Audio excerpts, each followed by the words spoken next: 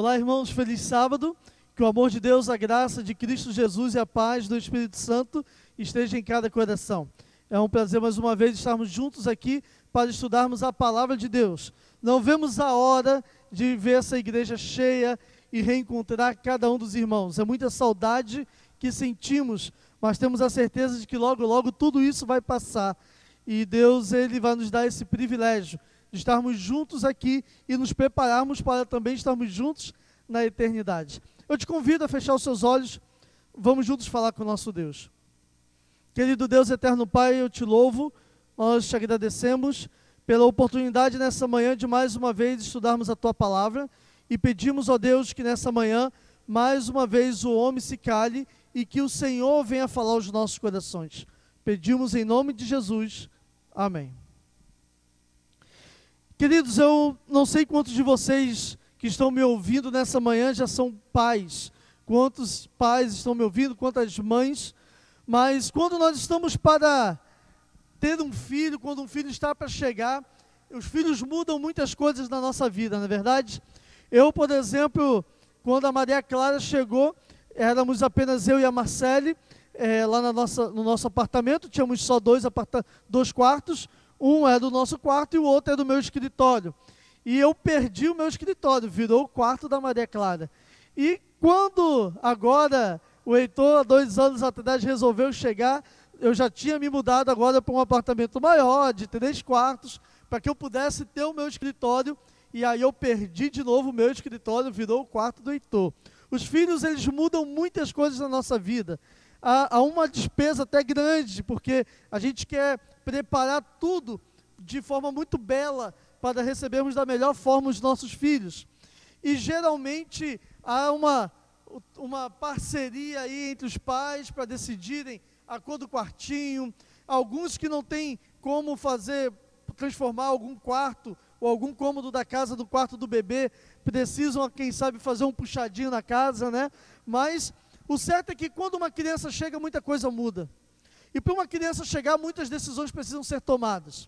Desde a questão financeira, é importante ser planejada, desde a casa que muda, algumas partes da casa, como a vida do casal muda também. Mas existe uma coisa que uma criança, quando ela está para chegar, ela envolve toda a família, todo mundo quer dar uma opinião, todo mundo quer dar ali a sua sugestão. Você sabe do que eu estou falando? Pois é, eu estou falando do nome da criança. E isso às vezes gera um problema muito grande.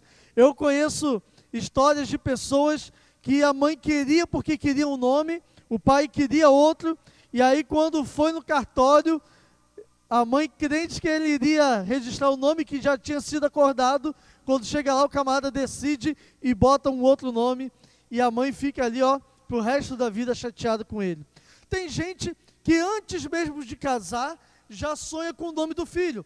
Eu, por exemplo, sonhava em ter uma filha, e eu dizia que quando eu tivesse uma filha, o nome dela seria Joyce. Mas a Marcele, ela também sonhava em ter mais uma filha e colocar nessa filha o nome de Clara em homenagem à sua avó. Então a gente precisou chegar em um acordo. Maria, homenageando a minha mãe, e Clara, homenageando a avó dela, ficou então a Maria Clara, que é a nossa filha de 10 anos. O Heitor, ele já estava decidido até mesmo antes de nascer, 10 anos antes, porque se a Maria Clara fosse um menino, se chamaria Heitor. Então o nome do Heitor já estava escolhido 10 anos antes dele nascer. Mas tem pais que parece que tem 9 meses ali para decidirem e não conseguem decidir. Você conhece alguém que não gosta do nome dele?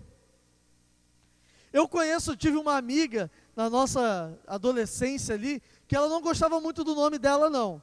E ao invés de se apresentar com o nome dela, cada vez ela tinha um nome diferente. Era até um desafio para a gente.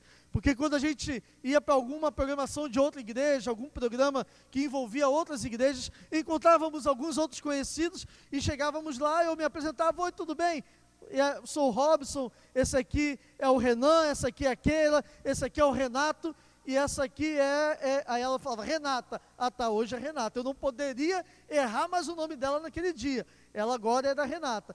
Passavam-se alguns dias, a gente ia em algum outro evento, e aí quando chegávamos lá, o nome dela agora era Carol. E aí cada vez a gente tinha que lembrar do nome dela. Ai de quem esquecesse, porque ela não gostava do nome dela, não suportava o nome dela. Esse é apenas um exemplo, eu já conheci outras pessoas também que não gostavam dos seus nomes. Mas deixa eu te fazer uma pergunta nessa manhã. Você já parou para pensar num nome que você nunca colocaria num filho seu? Um nome que você jamais daria ao seu filho. Há pouco tempo eu li, há pouco tempo não, eu era um juvenil ainda, vamos dizer aí, mais de 20 anos atrás, bem mais, né? Aí uns 25 anos atrás quase, eu li uma meditação juvenil, e nessa meditação contava a história de um menino que ele tinha o seu nome composto por todas as letras do alfabeto. Imagina esse menino para aprender a escrever o nome dele. Esse pai teve que ser muito criativo, né? Era mais ou menos assim: André, Bruno, Carlos, Diego, Eduardo, Fernando, Gustavo, Henrique, e assim vai. Todas as letras do alfabeto, era um nome enorme. O seu nome só não tinha a letra P, porque o seu sobrenome já era Peter, se eu não me engano. Então ele tinha todas as demais letras do seu nome super composto, né? Mas eu não sei se você já parou para pensar, mas um nome que eu jamais daria ao filho meu seria o nome de Judas.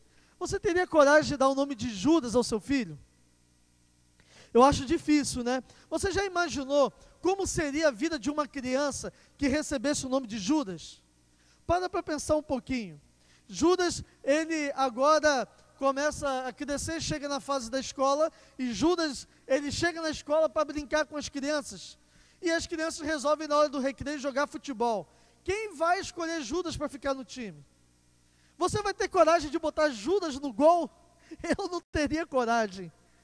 Agora imagina Judas crescendo, e agora se tornando adolescente, e aí ele está ali na hora, em alguma atividade, em algum evento, e aí ele olha para uma menina, percebe que a menina também está olhando para ele, ele dá um jeito de se aproximar, e aí a menina já começa a ficar ali empolgada, está rindo à toa, ele chega ali com seu jeito galanteador, um galão, né?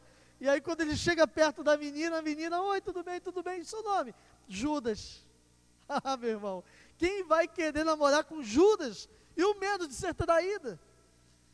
Agora imagina Judas, coitado, com tudo isso, continua crescendo, chega o momento dele trabalhar, e agora ele vai em busca de um emprego, e de repente ele chega lá para um estágio, ele chega trazendo o seu currículo, e quando o camarada que está ali fazendo ali a entrevista, olha o currículo do rapaz, olha assim, está escrito Judas, ele já vai riscar aquele nome, ó, vai descartar, porque esse nome, ele carrega com si um peso muito grande. Esse nome, ele traz com si uma história terrível, de um homem que foi e que é conhecido como traidor.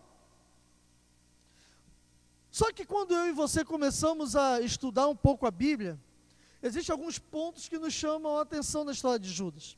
Primeiramente, eu queria que você abrisse a sua Bíblia no livro de Mateus, capítulo 10. A primeira coisa que me chama a atenção do nome de Judas é aqui no capítulo 10 de Mateus, a partir do verso 1. Abriu a sua Bíblia? Vamos juntos ler a palavra de Deus. Verso 1. Tendo chamado os 12 discípulos, deu-lhes Jesus autoridade sobre todos os espíritos imundos para expelir e curar toda a sorte de doenças e enfermidades. Olha que interessante. Judas, ele recebeu aqui, assim como os demais discípulos, poder e autoridade de Cristo para curar toda a sorte de doenças e enfermidades.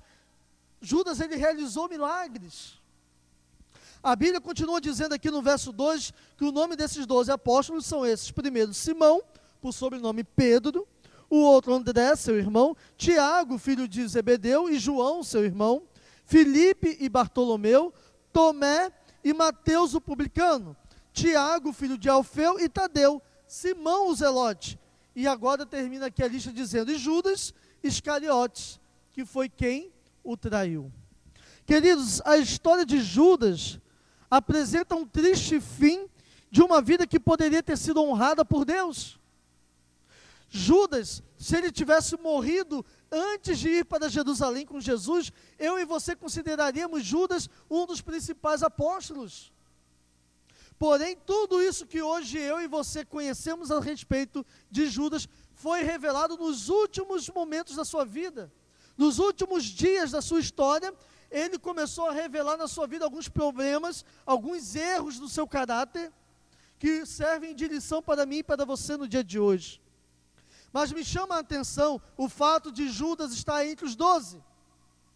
Porque estar entre os apóstolos não significa salvação. De nada adianta você vir à igreja, hoje você nem pode vir, você está na sua casa, mas de nada adianta você dizer, eu sou um cristão da boca para fora. De nada adianta você caminhar ao lado de Cristo, você precisa estar nos braços de Cristo.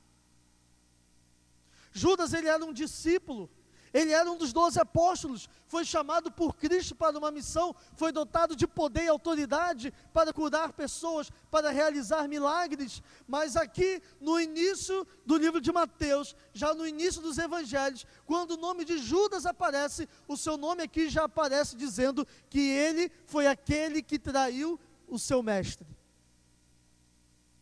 Sabe, queridos, eu e você precisamos entender que cristianismo é algo que é muito mais do que uma questão de uma conduta. Cristianismo é um modo de viver, é um estilo de vida, transformação de vida. Eu e você precisamos permitir, ao caminharmos com Cristo, que Ele nos molde, que Ele nos transforme pela contemplação. É isso que nós olhamos na história de homens que, assim como Judas, também tinham seus erros. Judas não foi o único a caminhar com Jesus com erros e defeitos. Judas, no início da sua vida, nós sabemos que ele tinha sim um problema. Ele tinha um pecado, ele tinha um desejo na sua carne, ele amava muito dinheiro. Mas Judas não era o único pecador naquele grupo de discípulos. Não era o único que precisava de transformação. Nós vemos que Pedro era um homem totalmente impetuoso, um homem totalmente orgulhoso. Nós vemos João como filho do trovão. Mas nós olhamos Pedro se tornando um líder do povo de Deus, um líder dos apóstolos, um líder da igreja primitiva. Nós vemos João se tornando discípulo amado. E eu te pergunto, queridos, por que isso não aconteceu com Judas? Como eu disse para vocês logo no início, quando a gente começa a estudar a história de Judas, no livro Desejado de Todas as Nações, tem um capítulo só falando de Judas. E nós sabemos que o defeito principal de Judas, a sua maior fraqueza, era o amor pelo dinheiro. Mas nem sempre esse amor pelo dinheiro foi tão grande ao ponto dele pensar em trair Jesus por 30 moedas de prata, como você conhece a história. O problema é que Judas, ele tinha essa fraqueza, mas ele decidiu alimentar essa fraqueza. O problema nosso não é termos pecados, mas decidirmos conviver com os pecados. Judas, ele tinha esse pecado, ele tinha essa fraqueza, e ao invés de lutar contra essa fraqueza, ele decidiu conviver com ela, alimentar esse desejo, até o ponto de que isso se tornou aquilo que dominava o seu pensamento. Às vezes, eu e você não paramos para enxergar as oportunidades que Deus dá a cada um de nós. Jesus, ele colocou Judas numa posição no grupo dos discípulos para que ele pudesse enxergar a sua fraqueza. Judas, ele era o tesoureiro do grupo de discípulos. Olha só como que Jesus trabalha. Jesus colocou Judas como tesoureiro para que ao lidar com o dinheiro, ele perdesse esse desejo pelo dinheiro, porque ao administrar o dinheiro do grupo, Judas, ele precisava tirar parte daquele dinheiro para ajudar os pobres, para ajudar os necessitados.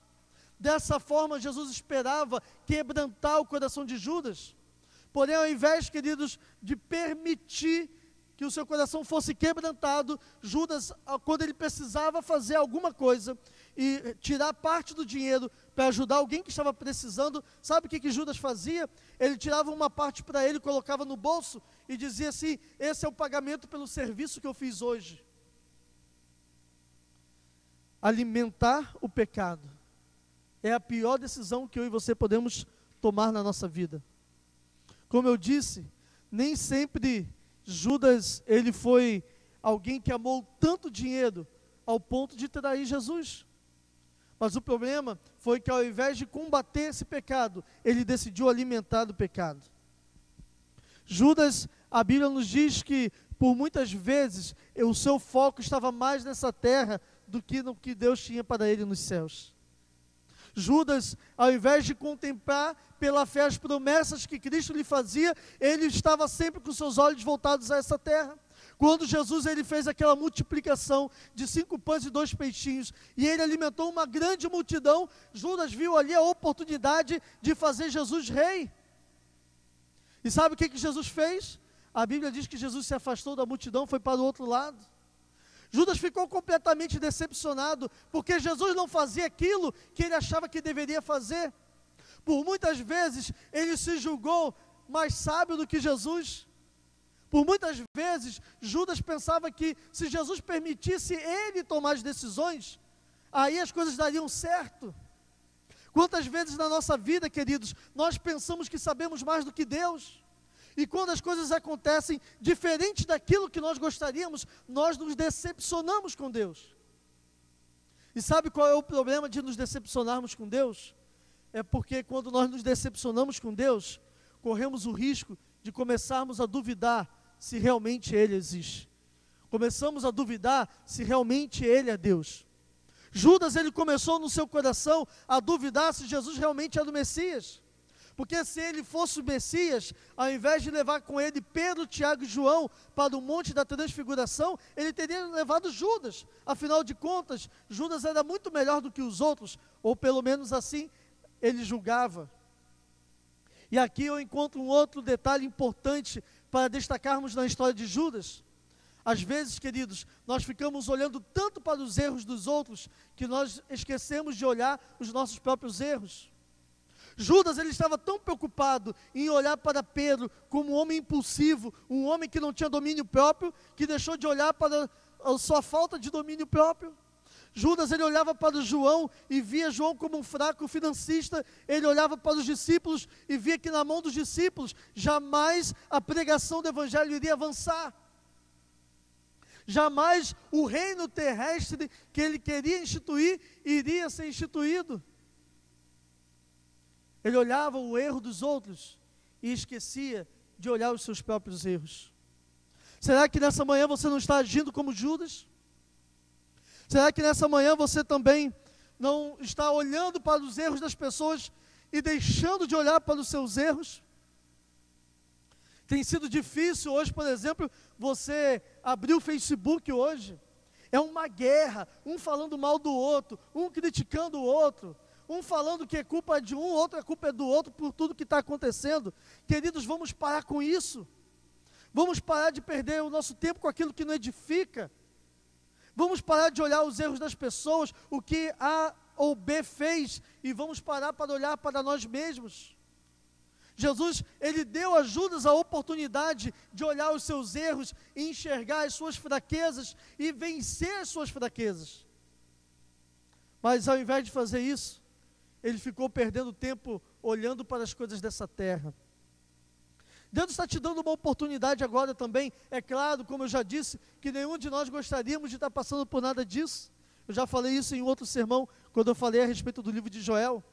É claro que não queremos viver, queremos orar, pedir que isso passe logo, isso que estamos vivendo, isso que estamos vivenciando na nossa vida, essa triste experiência, essa tragédia da história da humanidade. Mas eu e você precisamos tirar algum proveito de tudo isso. E se há uma coisa que podemos tirar de proveito diante de tudo isso, é pararmos e refletirmos na nossa vida. Pararmos e pensarmos nas nossas escolhas. Pararmos e pensarmos quais estão sendo as nossas prioridades. Pararmos para analisarmos qual está sendo o nosso foco. Estamos olhando mais para esse mundo ou estamos desejando o céu? Judas, ele desejava mais as coisas desse mundo do que o céu que Jesus tinha para ele. Mas, queridos, Judas, ele nem sempre ele foi tão mal assim. Judas, ele, no livro Desejado de Todas as Nações, se eu não me engano, é o capítulo 76, que fala a respeito de Judas, diz assim: Judas, ele amava o mestre, e anelava estar com ele. Tivera o desejo de ser transformado no caráter e na vida, e esperava experimentar isso mediante a sua ligação com Jesus. O Salvador não repeliu a Judas. Deu a ele um lugar entre os 12, confiou-lhe a obra de evangelista, dotou-o de poder para curar os enfermos e expulsar os demônios. Mas olha o que nos diz aqui, queridos. Mas Judas não chegou ao ponto de render-se inteiramente a Cristo. E aqui, queridos, é o ponto-chave da história de Judas e da mensagem para você nessa manhã e para mim também.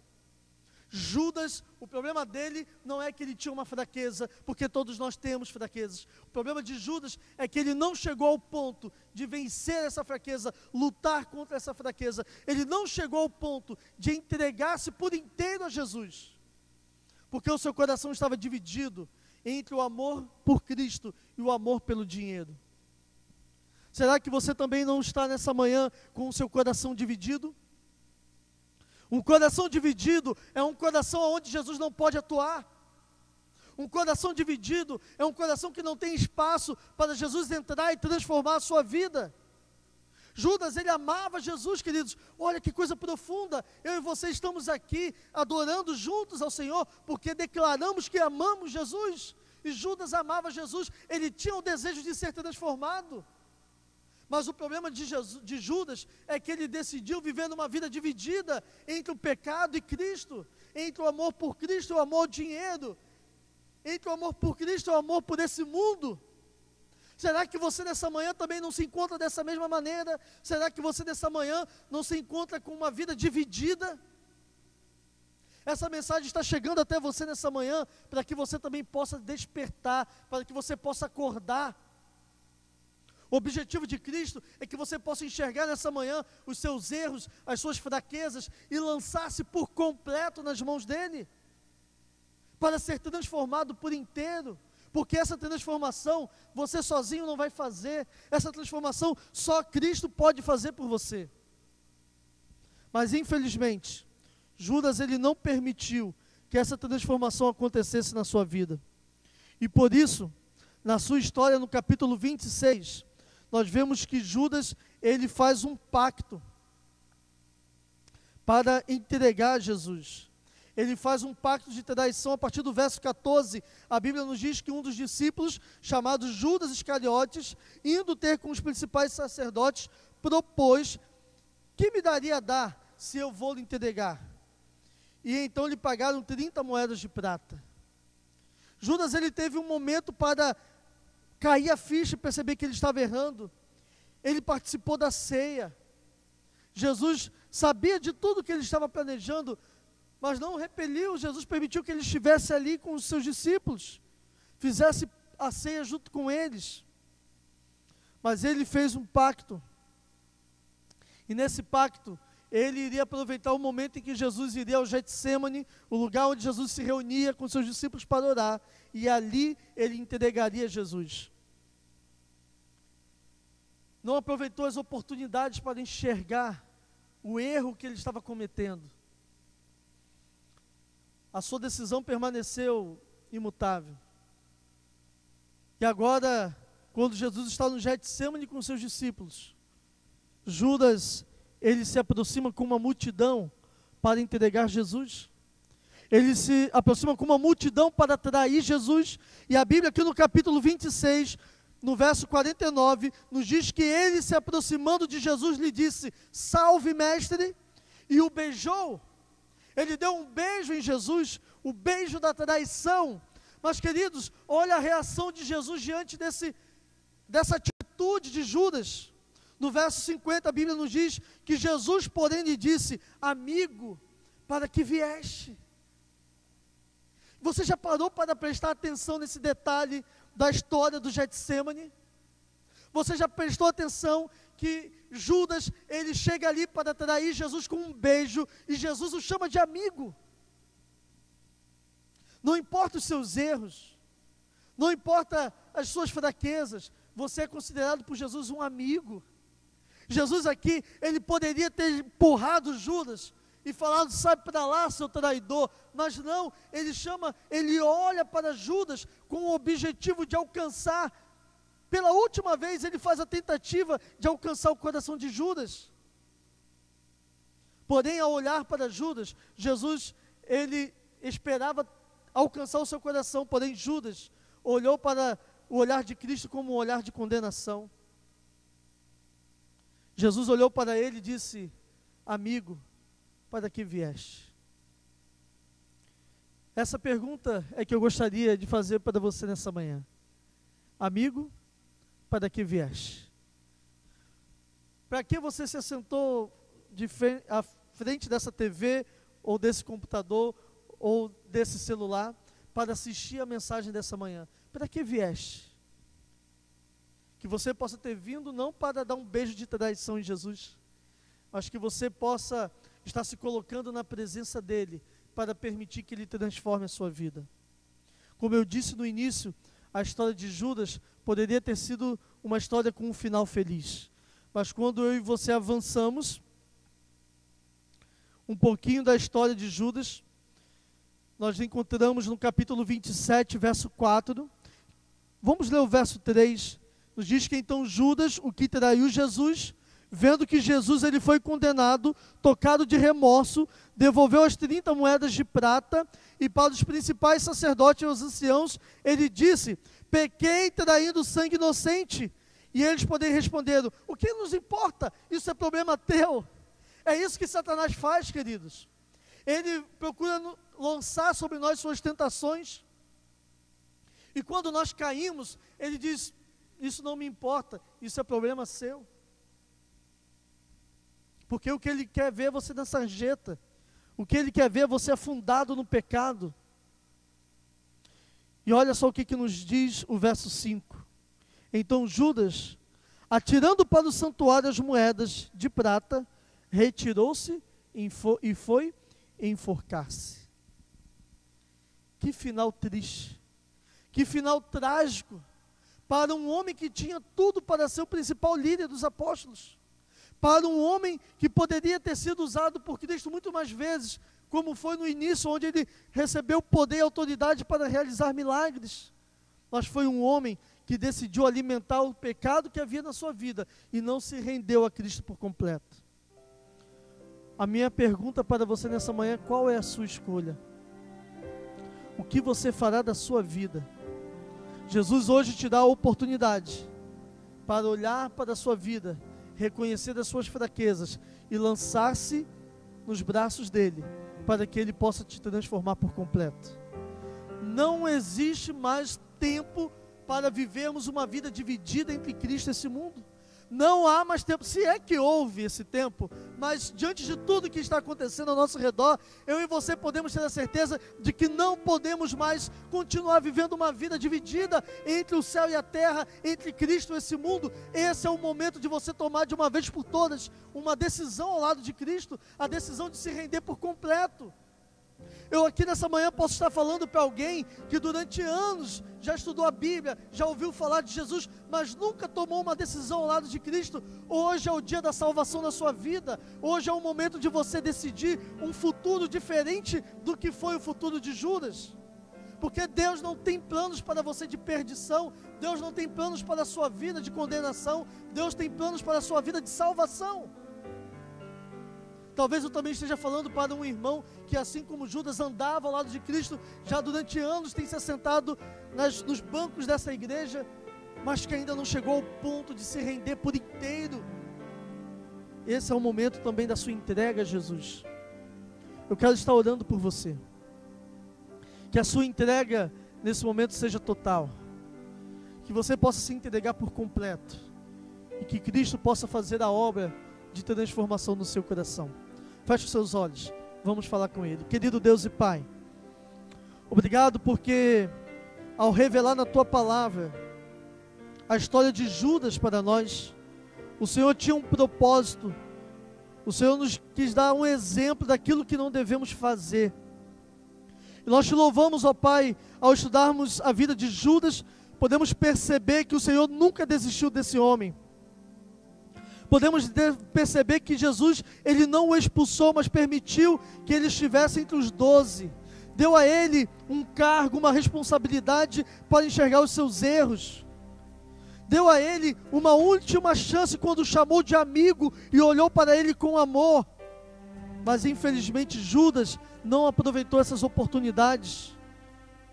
Permitiu que o amor pelo dinheiro que descesse no seu coração ao ponto de vender o seu mestre Jesus por 30 moedas de prata. Nós nessa manhã também estamos tendo a oportunidade de enxergarmos os nossos erros. Nós hoje, diante de tudo isso que estamos vivendo, estamos tendo a oportunidade de percebermos que estávamos fazendo escolhas erradas, que estávamos priorizando na nossa vida aquilo que não tem valor, aquilo que não tem sentido, estávamos buscando a nossa felicidade naquilo que é efêmero, naquilo que é passageiro. E podemos agora entender que o verdadeiro sentido da vida está em Deus, está em Ti, Pai.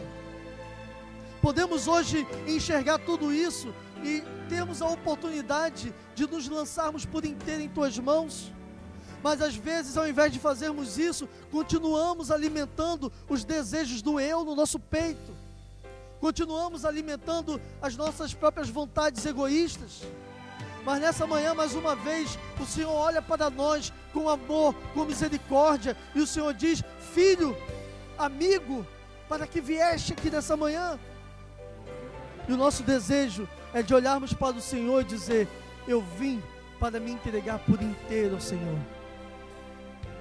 Nós queremos, ó Pai, nos colocar por inteiro em Teus braços, para que o Senhor nos transforme em homens e mulheres segundo o Teu coração, para que o Senhor tire do nosso peito esse coração egoísta e coloque em nosso coração, em nosso peito, um coração inclinado a fazer a Tua vontade.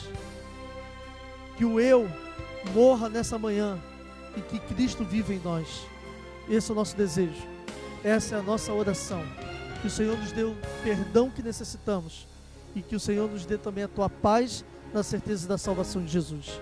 Pedimos e Te agradecemos em nome dEle. Amém.